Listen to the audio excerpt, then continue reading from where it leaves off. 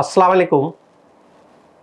Acne বা acne স্ক্যার বা ব্রণ এই শব্দটির সাথে আমরা কম বেশি সবাই জড়িত। কেন আমাদের ফ্যামিলিতে আমাদের যারা বোনরা আছে, মেয়েরা আছে, এদের মুখে এটা যখন টিন এজ বয়স সন্ধিক্ষণে আমাদের হরমোন চেঞ্জ হয়, তখন এই ব্রণ বা একনিতে আমরা আক্রান্ত হয়ে থাকি। এবং একনি হয়ে যাওয়ার পরে কেউ কেউ খুঁটান, মুখ খুঁটান, খুঁটালে ইনফ্লামেশন হয়।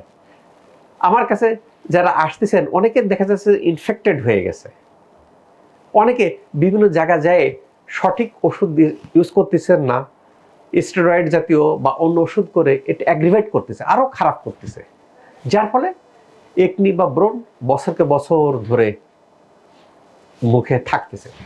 এটা সাইকোলজিক্যাল একটা ইম্প্যাক্ট পড়ে, সমাজে স্টিগমা হয় যে আমার মুখে একনি হয়েছে, না আমি ওই অনুষ্ঠানে যাব না, আমি এটাতে যাব না। আসলে একনি বা ব্রণ এখন কোনো বিষয় না। Acne success rate Shashi skin কেয়ারে আলহামদুলিল্লাহ 100%। যারা আসতেছেন তারাই কোর্স কমপ্লিট করতেছেন, ভালো হয়ে যাচ্ছে। আবার অনেকে কি একনির অনেক রকম প্রকার আছে। কারণ স্যার আমার ব্ল্যাক হেড, এটাও এক ধরনের একনি। স্যার আমার ব্ল্যাক হেডটা ভালো করতে চাই, ভালো করবো কিভাবে? চলে আসতেছেন। একনি 6 প্রকারের আছে। ব্ল্যাক হেড এক ধরনের একনি, হোয়াইট হেড এক ধরনের একনি, প্যাপলস এক ধরনের একনি, নুডলস এক ধরনের একনি, সিস্ট এক ধরনের একনি, পাস্তুলস এক ধরনের একনি। একনি যখন আমরা খুঁটাখুটি করি, যখন পাস্তুল হয়, তখন সেটা খুব ডেঞ্জারাস আকার ধারণ করে। তাকে আগে ইনফ্লামেশনটাকে কন্ট্রোল করার জন্য ওষুধের প্রয়োজন আছে। আবার অনেকে ওষুধ খেতে চান না, ওষুধ বাদ দিয়ে পিআরপি দিয়ে এখন সেটাকে কন্ট্রোল করা হয়। গ্রোথ ফ্যাক্টর, এক্সোজোম একটা মেথড আছে, এক্সোজোম মেথড দিয়েও সেটাকে কন্ট্রোল করা হয়।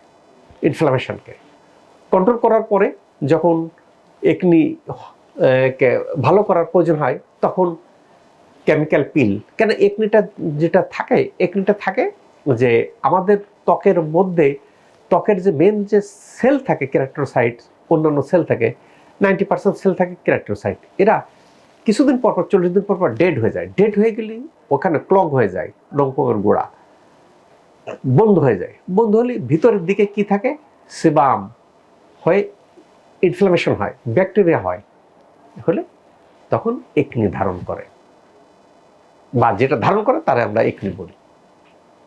তাহলে আমি যাবো কি করে, ভালো হবো কি করে? আগে ইনফ্লামেশন থাকলে ইনফ্লামেশনটাকে কন্ট্রোল করতে হবে। তারপরে কি ওই যে ক্লগ হয়ে গেছে, ক্লগটাকে ছোটাইতে হবে। ছোটানোর জন্য ওইটা কেমিক্যাল পিল হতে পারে, হাইড্রোফেশিয়াল হতে পারে, বা লেজার হতে পারে। কিউ সুইজ লেজার কি করে? কিউ সুইজ লেজার ছোট ছোট পার্টিকেলে পরিণত করে ওটাকে অ্যাবজর্ব করে নেয়। আবার CO2 লেজার আছে। CO2 লেজার এই যে পিছনে যেটা দেখতে পাচ্ছেন, এবং এখানে সব মেশিনটাই এরকম খুব দেখলে বোঝা যায় যে কোয়ালিটি কী। এবং সব মেশিনগুলো আমি টেস্টেড, নাম্বার 1, ওয়ার্ল্ডের মধ্যে নাম্বার 1 এই যেহেতু লেজার, একে কার্বন ডাইঅক্সাইড মেডিকেল গ্রেড বা ফ্রিকশন লেজার বলা হয়। যত রকম লেজার আছে সব ধরনের লেজার সঠিক আছে। কাজেই যাদেরকে এরকম মুখের যে কোনো দাগ দূর করার ক্ষেত্রে, অবাঞ্ছিত লোম দূর করার ক্ষেত্রে সাকসেস রেট 100%। আসতেছেন, এখানে ভালো হয়ে যাচ্ছেন। গতকালকে একটা পেশেন্ট পেলাম, তার কি হয়েছে, মুখে অবাঞ্ছিত লোম আছে।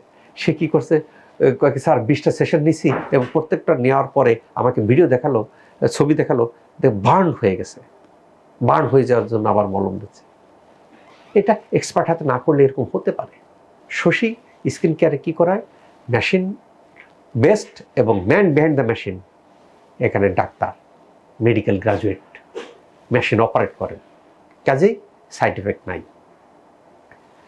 যারা একনি ভালো হয়ে যাচ্ছেন, ভালো হয়ে গেলে কি অনেকের স্ক্যার পড়ে, কিন্তু সঠিকভাবে যদি আমরা এটাকে হ্যান্ডেল না করতে পারি স্ক্যার পড়ে।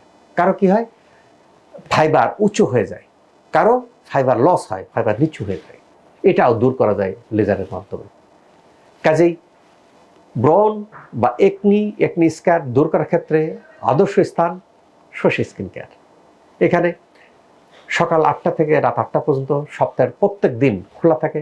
কাজেই কেউ যদি ঢাকার বাইরে থাকেন, আসে ট্রিটমেন্ট নিয়ে ওই দিনেই চলে যেতে পারেন। এটাতে ঢাকাতে থাকার প্রয়োজন পড়ে না। যাদের একনি আছে, বিভিন্ন জায়গায় ট্রিটমেন্ট নিয়েছেন বাট কাঙ্ক্ষিত ফলাফল পান নাই, বা একনি ভালো হয়ে যাওয়ার পরে একনি স্কার আছে, ট্রাই করে দেখতে পারেন শশী স্কিন কেয়ারে। আল্লাহ তাআলা আমাদের সবার ত্বককে ভালো রাখুক এই প্রত্যাশায় doctor S M Shahidul Islam.